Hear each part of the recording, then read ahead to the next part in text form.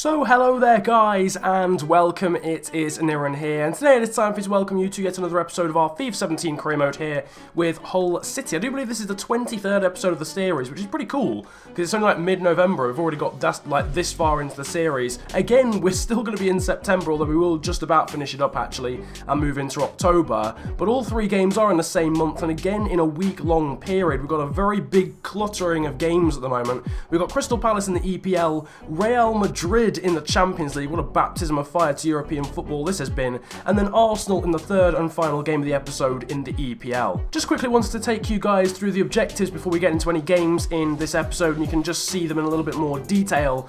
Youth development wise, we haven't completed any of them, although we are halfway to completing the second one, to do with signing 2 players younger than 20 years of age with good potential. Obviously we signed Van Drongelen in the summer, we'll be hoping to sign another player in January that fits that bill, and also we've got plenty of players in the youth academy to fulfill the other objective. Brand exposure wise, we've still got 2 seasons left on that one. Continental success has reached the knockout stage. Well, we've got off to a good start by beating Schalke last episode in the first game of the Champions League, so I'll have to see whether we can do that, whether we can get a good result out of Real Madrid too. Domestic success is to finish in a Europa League spot. At the moment we are doing that because we're 5th in the league at the moment. We've also got to reach the FA Cup round of 16. The FA Cup hasn't started yet, but of course we went out of the EFL Cup. We crashed out of that in round 3 last time.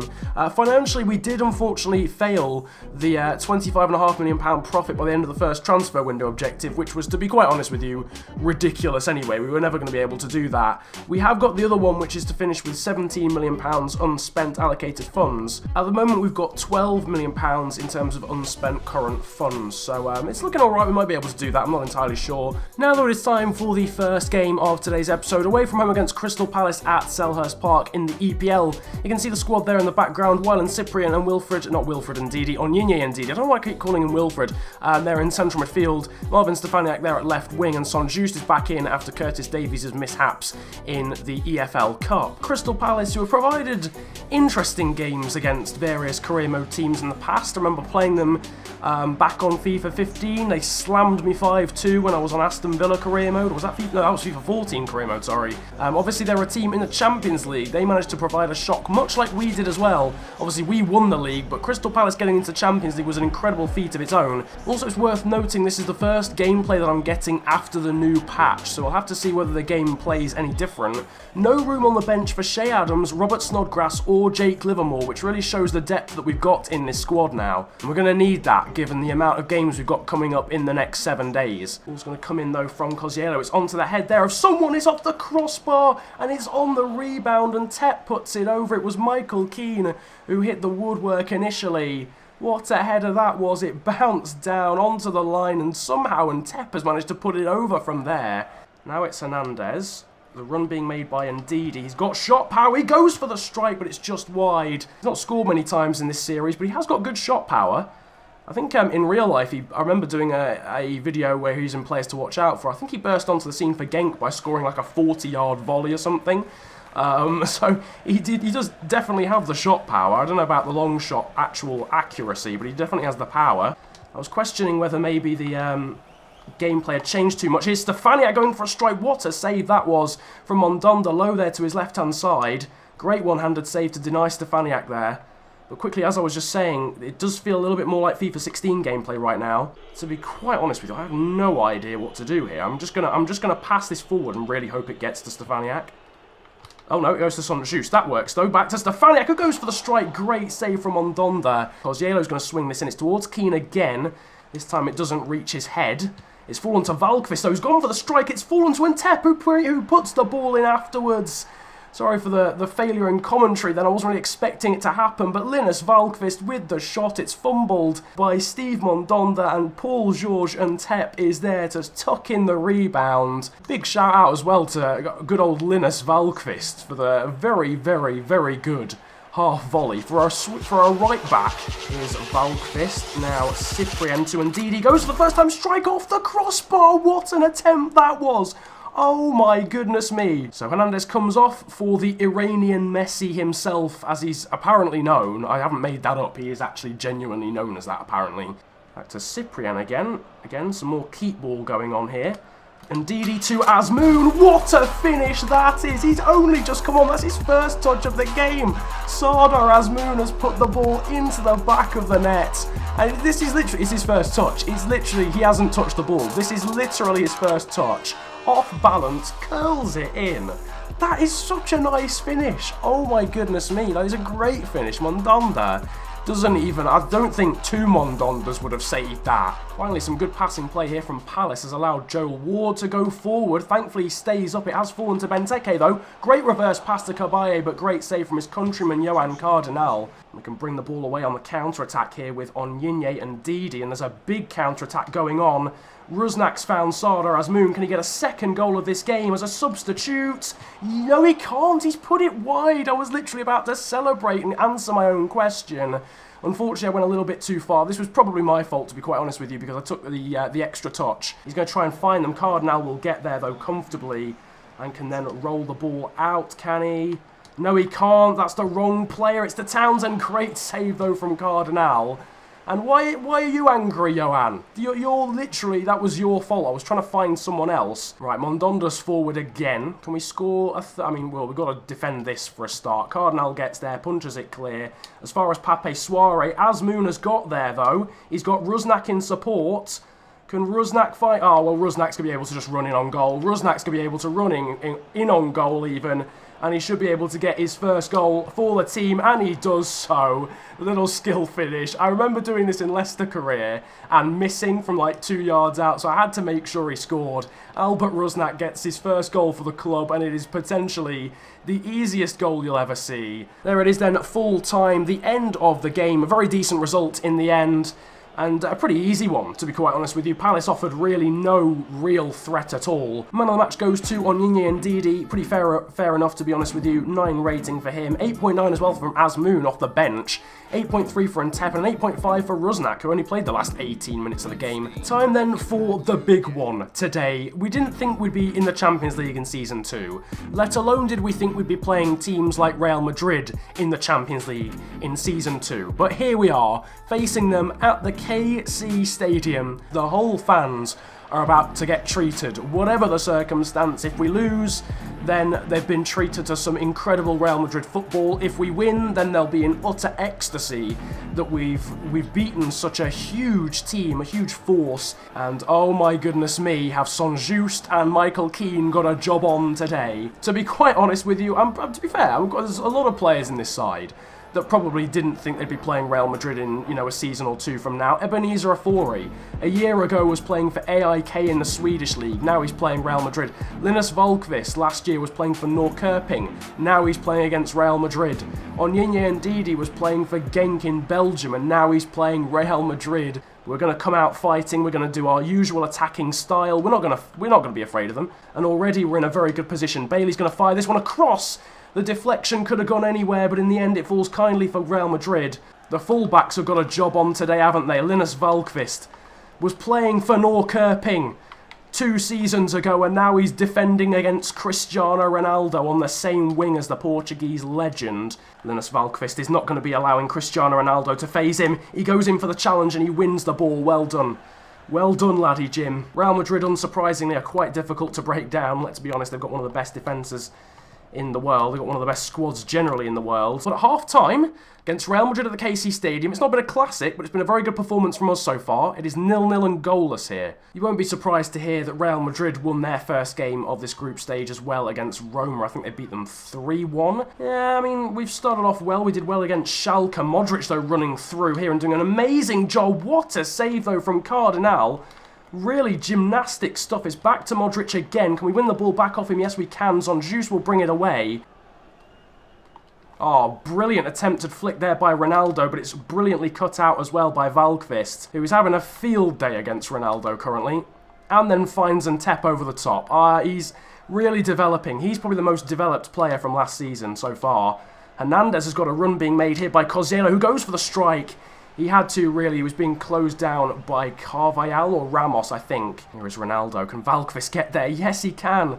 Oh my goodness me. Volkvist has literally got Ronaldo in his pocket. This is hilarious. Real Madrid look as if they're starting to throw players forward as Volkvist wins the ball off Ronaldo again. Has Ronaldo even got past him once in this game? It is quite astonishing. Hernandez has got a run from Cosiello. Can he get there? No, he can't. Ball over the top here towards Bale. Robertson's got to do something about this. Keane's there. The ball's put into the box. No, no, no, no, no, no. In the final minute of the game, Alvaro Morata is there, and there's a simple ball over the top. And having played so well in this game and kept Real Madrid comfortably at bay, not even, you know, they've had no chances in this game at all. We have conceded in the final minute thanks to Alvaro Morata, and that will be it. Having, to be honest with you, played better than Real Madrid and absolutely dominated Cristiano Ronaldo and co. In terms of their attack line. We do lose the game 1-0. It's pretty gut-wrenching, to be honest with you, but I'm massively excited about our performance. We were fantastic in that game. And despite losing, the fans have been treated to a decent game. And if Linus Valkvist can pocket Cristiano Ronaldo the way he just did in that game, which honestly is probably one of the best defensive performances I've ever seen on FIFA ever, then he can pocket anyone. It wasn't a classic in terms of chances, but man of the match, unsurprisingly, is Linus Valkvist, despite the fact he was on the losing team. Jerry St-Juste as well with a 7.9. He was astonishing in that game too. Both of those have a very bright future if they continue to play like that. In terms of the other game, Roma actually managed to beat Schalke. It would have been nice if they'd drawn that game, because then at least we would have held on to second place in the group. There's still a long way to go in the Champions League group stages for now. Just wanted to quickly take you through our youth academy as it currently stands, because I'm wanting to promote quite a few of them. We've got James McDonald here, who isn't eligible actually, 50 overall, 70 to 92 potential striker from Northern Ireland. Riley Hamilton looks like a pretty decent left back, Scottish, much like Andrew Robertson, 50 overall as well. Ewan McKinley, another Scottish left back, and again 50 overall, decent potential for him. Dave Fraser looks a very good player, 62 overall, really good potential. We're going to promote him very soon, pretty much this episode I think. Darren Brennan, very good potential for him. Another Northern Irish centre midfielder here, Kieran Dillon, not as good potential and not as good overall, but still looks decent. Dave Gray, probably going to promote him soon as well, 53 overall from Scotland. Patrick Drummond as well from Scotland. Got a lot of Scottish players actually in this youth academy. Oscar Lee is another player who'll be promoted soon. 55 overall winger from England. Liam Griffiths looks okay, but we may end up releasing him. I don't know, though his potential looks okay for now. Archie Mitchell, obviously the main man. You've seen us training him quite a lot. 64 overall and ridiculous potential. And Charles King as well, another centre mid from England. 56 overall. Again, very good potential, and we should be promoting him pretty soon as well. So then now it is time for the final game of today's episode. At home against Arsenal, the KC Stadium is the venue for this one. You can see the squad in the background. The main change is that Valkvist is not on the side, despite being amazing against Real Madrid. He's really tired, so Moses Odebajo is into the side to replace him. You can see actually that we're now the joint top scoring team in the league after scoring 5 against United and then 3 against Crystal Palace. We've gone from being outside the top 5 to now being the top scoring team in the entire league, joint with United themselves. Mainly thanks to the man there on the right hand side, and also Ntep as well. He scored 2 goals, but Abel Hernandez there on the right has scored quite a few. Oh, what a pass through that is. Theo Walcott is through. Has he got the pace to get away from St-Juste? He has, but he hasn't got the finishing capabilities to put it past Cardinal. Here comes Joel Campbell here down the left-hand side for Arsenal. He's got decent pace, but he passes it back there to Danny Welbeck, who's bursting into the area. Goes for the strike, and it finds the back of the net. It really shouldn't have done. I don't know how he's managed to put it in from there. It didn't seem like an amazing... It's a decent strike, yes, but it is a goal for Arsenal. Don't know how close Cardinal was to it. It's a decent strike from Welbeck, but I've got to feel it could have been avoidable. St-Juste, well... I'm not even going to say anything about St-Juste's commitment there. Over to Ntep. Can he get away from his man? He can. Goes for the strike. Good save, though, from Wojciech Szczesny. Indeed, he's trying to get there. It's come through to Cazorla. Goes for the strike. Good save, though, from Johan Cardinal. We're not playing very well, to be quite honest with you. Now into a Fori, hopefully. Yes, it is. Back to Cosiello again. Indeed, he's making the run. Indeed, he's got the ball. Can he cut back? He can. He can find Cosiello, who finds the back of the net, and we have equalised. It's the most undeserved equaliser ever. We've been so bad. It's a bit of a trampy one, you know, cutting back and passing it back. It's a really nice finish, actually, though. As Moon. Kozielo's making a decent run, but Asmoon turns away back towards Kozielo now. Oh, it's just bounced off him and into the hands of Szczesny. That could have been a kind bounce and he could have been one-on-one. It's going to go inside to Asmoon. The run's being made now by Kozielo. Can he get there? Yes, he can. Vincent Kozielo, he's scored. He's done it in the final minute of the game and he's injured himself in the process. A brace from Vincent Kozielo has won us this game somehow against Arsenal. We've come back from behind in injury time. It is 2-1. Oh my goodness gracious me. Arsenal caught overcommitting. Oh, Vincent Kozielo is the hero once again. When is he not the hero? He might as well be part of the Avengers, the kid. Honest, can you imagine the Avengers? Iron Man, the Hulk, and then just Vincent Kozielo tagging along for jokes. We have won the game though. Unsurprisingly, it is Vincent Kozielo who gets man of the match, 9.2 rating. Good rating as well for Asmoon, who to be fair could be a contender for player of the episode as well, having come on as a substitute 3 times and done about 5 times as much as Hernandez.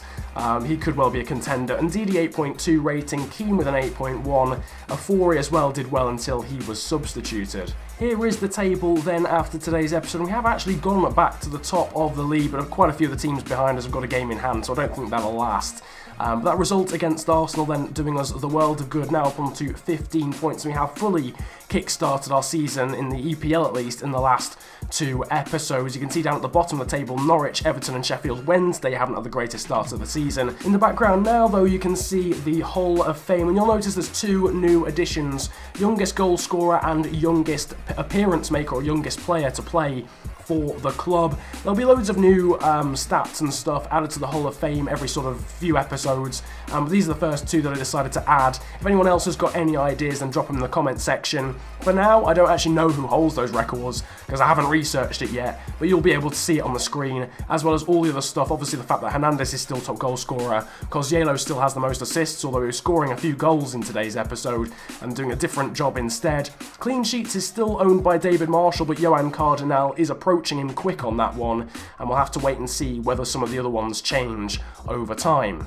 Nevertheless though, that is about it for today's episode of FIFA 17 Hull City Career Mode. If you have enjoyed, then of course feel free to hit the likes button, and if you're new to the channel, then make sure to hit that lovely red subscribe button under the video. It really helps me out, and the growth on this channel recently has been ridiculous. Hitting 22k and 23k within the space of 5 days is not how I imagined my growth to go in the last few days, so thank you ever so much for that. Nevertheless, it has been a pleasure ranting at you guys today. Have a great day, enjoy yourselves, and goodbye. I got noise.